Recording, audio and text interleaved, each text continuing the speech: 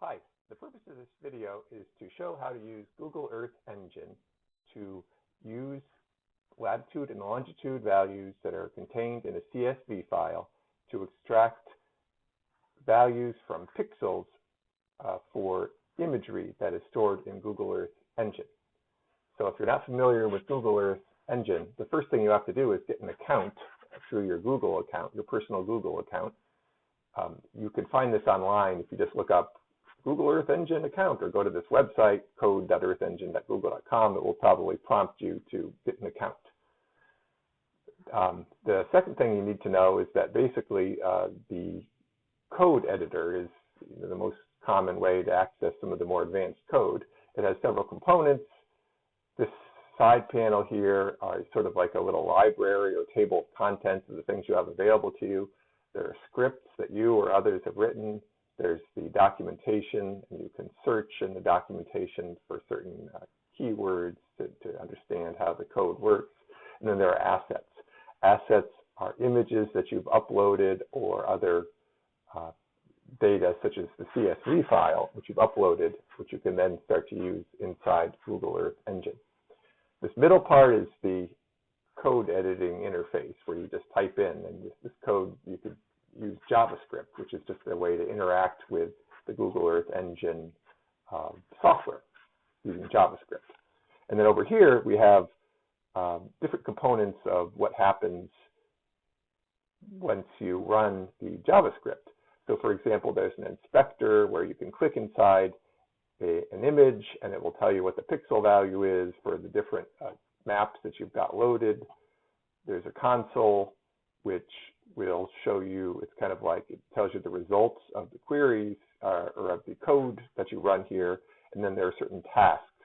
I don't 100% understand this, but basically there are certain things like exporting the results table to your Google Drive that don't run automatically, that go into this tasks interface after you run the code, and then you have to manually run the task.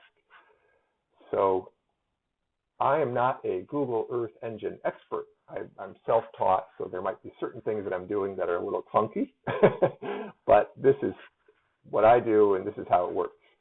So the first thing you need to do is import your CSV file, and you do that by going to the Assets tab, selecting a new asset, and what you want to do is you want to upload a CSV file. You want to navigate to where on your computer you've got the file with the latitude and longitude and some sort of an identifier stored. And that, in this case, it's just this file here has 3 columns, lat, lon, and then an ID number. It then puts a default name here, which you can change. This asset ID is basically the path on the Google servers where this Google Earth Ready version of your CSV file is sitting. You have to tell the code what columns in this file represent latitude and longitude. I know, because I created this file, that the file names are in all caps, or excuse me, the names for the X and Y, or the latitude and longitude, are lon and lat. And then you can accept the other defaults unless you want to change those. So anyway, after you upload this thing, you can push the button and upload it. It will chug along for quite a while, and you keep hitting refresh, and you don't see your thing. You're like, what's going on? It didn't work. Well, eventually, and it might take several minutes, I guess it probably depends on how big the file is, it pops up here in your list of assets. If you recall, this was the path on the Google server for where my specific assets are stored. And here it is. So if I click on this guy, I can see that it has a whole bunch of points. So the points in Rhode Island. I can see some other characteristics of this, including these features, which we've got in here, and I don't think there are any properties. So anyway, I can hit the import button here, and it will become available to the code in my Google Earth Engine code editor. So anyway, so the next thing you need to do is load in, you can just copy and paste that code which will be in the description of this document, right into that code editor. And I will sort of go through what exactly is going in here, based on my understanding of this.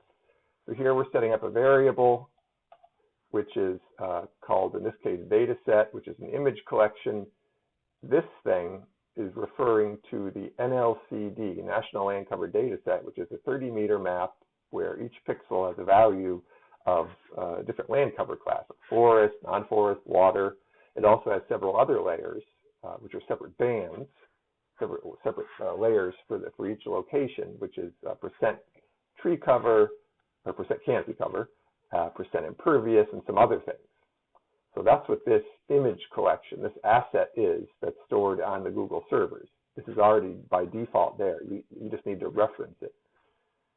So here what I'm doing is I'm printing out the values of the products, or the values in that. So I'll run this.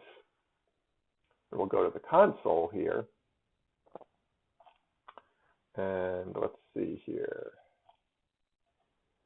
We can see that the products list that pops up are all of the things inside this asset that I could access. So I'm accessing the 2016 data, and the bands that are available, which I'm printing down here, are these values. So there's one layer for each band in this asset. So it's like a stack of maps, basically. The layer 0, or the first layer, is the land cover map. The second layer is the impervious map, etc. What I'm interested in is the percent tree cover map, which we're going to use that, and we're going to use the land cover map in this example. And these are the names. You just have to take note of these names so you can use them elsewhere in the code. So then we go down to here. We've printed these things. Here I am going to just create a new variable, or a new image, kind of, which is just extracting from this asset just the 2016 data. Then I am going to select from the 2016 data just the percent tree cover, PCTTC I'm calling it, data.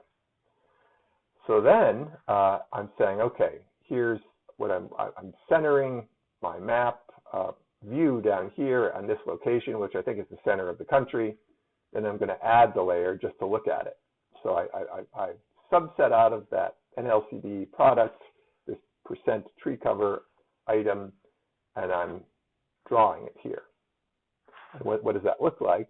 Well, we can, I'm displaying several things here, but let's turn everything else off so you can see what it looks like. What it looks like is basically a map where if you zoom in enough, you can see each pixel has a value for a percent tree cover.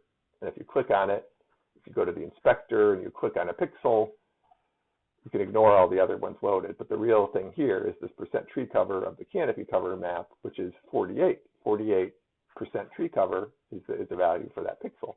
And we can look at it, and we can sort of toggle it on and off. So let's zoom in here, and we'll click on a given pixel. What does this say? This says 91% canopy cover in that pixel. Well, let's turn it off. And you can see that, yeah, there's a lot of canopy, tree canopy, associated with that pixel. Maybe 91%. It's an estimate. So that's kind of how this works. So now what am I doing? This NLCD 2016 layer, the land cover layer, has water categories. In my particular example here, I want to filter out. I don't want to include water values as no data, or excuse me, as no canopy. I want to just ignore them in the analysis. You might or might not want to do this for a particular application, but that's what I've chosen to do here. So we are creating a new mask value. We're applying the mask to create a new layer, which is the original canopy cover, but with water pixels from the NLCD land cover product masked out. And this is the thing we're going to be working with, this PCTTC mask image. So this is, again, this is a canopy cover image that has water pixels masked out. And the water pixels come from this NLCD 2016 landcover product. So here now we're going to create what's called a low-pass kernel, or a boxcar kernel, which is basically in the example I'm doing here, it's a circle. So it's a big circular buffer that goes around every pixel. That buffer's radius is going to be 1,609 meters, which is 1 mile. I'm not sure what normalized equals true means, but that's just the default. You can research that if you like. So right now, that's what this variable is. It's just, I've defined a kernel. So what I do here is I use the convolve function on the masked image that I created earlier, and I do it within the boxcar kernel. So I'm making a new image called smooth mask, which is the smoothed version, of the original masked image. And what does a smooth version mean? When you click on an individual pixel, it has the value, it has the mean value of canopy cover within a circle of 1 mile radius attached to that pixel. So you can think of it as this circular buffer that just moves across the image pixel by pixel, calculates the mean of all the other values around the pixel and attaches it to that pixel. So then we can add that layer, and I'll turn that on. I've already run this, and I believe I called it smooth mask. So you can see what that looks like. Hopefully it'll draw. Let's see here. Okay. And then you'll see, oh, this big ugly white image loads.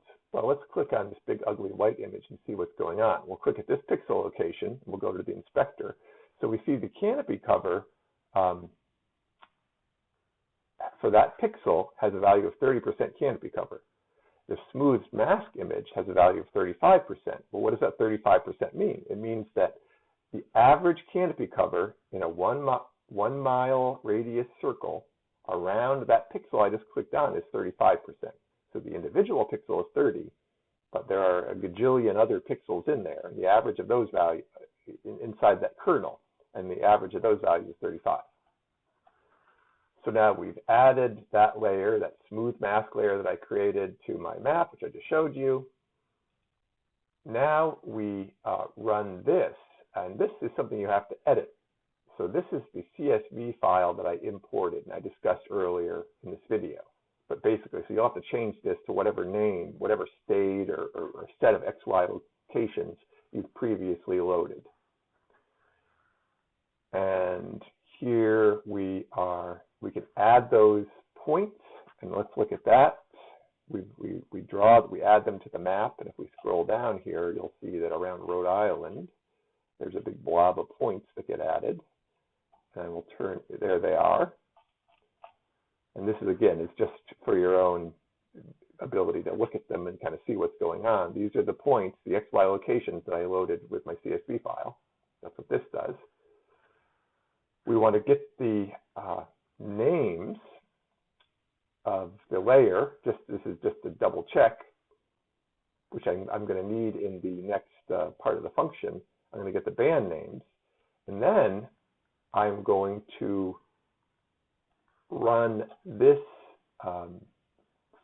function here, which is calculating, which is extracting the value. For each of these points, I'm going to extract the value of my smooth mask image. In other words, my image that I have the convolution kernel applied to it. I'm going to extract the value and put it onto each point. That's what all this does. And I'm not going to, I'd have a hard time explaining to you what exactly everything is doing, but this is code that will overlay the points that I've specified up above on the image and extract the individual pixel value that the point is sitting on. So then we get to the last part where we have run this part of the code, and it puts something, I'll run it again here. It puts something into the tasks interface here, which is called unsubmitted tasks. I will run this, and what happens is saying, all right, what do I want to name the exported file? We'll call it test YouTube, YouTube. Where do I want to put it? Well, I don't have, it suggests a folder name. I know that I have a folder name called share, and I'll just put it there, and we'll call it test YouTube.